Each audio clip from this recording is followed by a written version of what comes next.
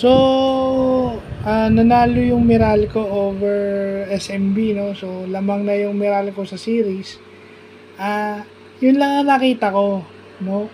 Medyo nahirapan si Junmar dahil sa depensa, pero si Mo Totua maganda yung laro.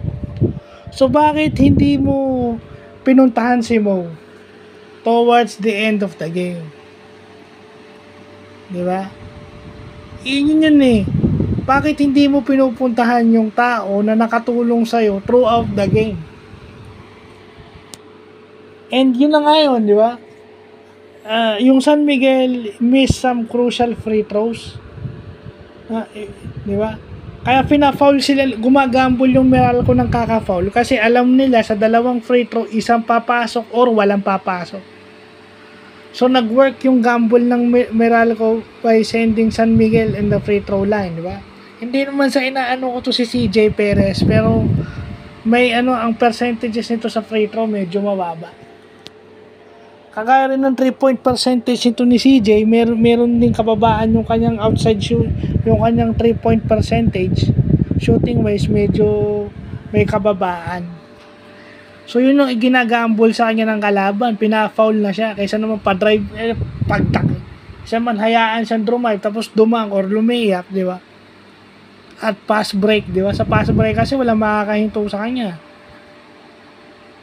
So, yun lang ang akin, di ba? Sana San Miguel player should be conscious of making their free throws and go to the hot hand. Kasi Mo, hot hand yun. Di ba? Bakit yan di ba?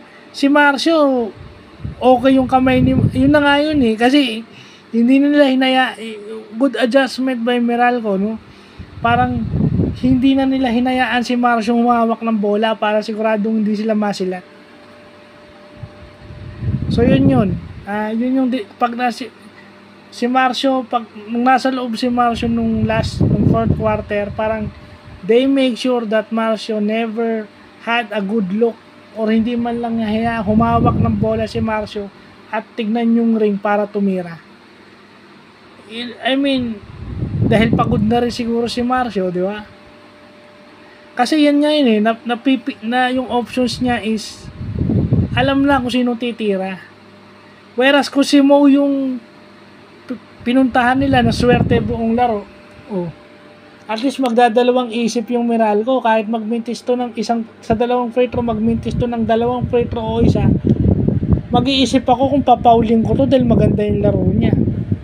Kasi hindi mo masabi kung maganda yung laro ng isang player. So sayang lang yung effort ni Mo kung hindi siya napuntahan in the end game.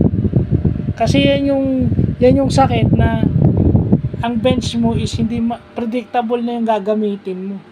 And without Terrence playing, wala ka ng ibang option. Kasi pag nandun si Terrence, pwede mong bitawan si Perez.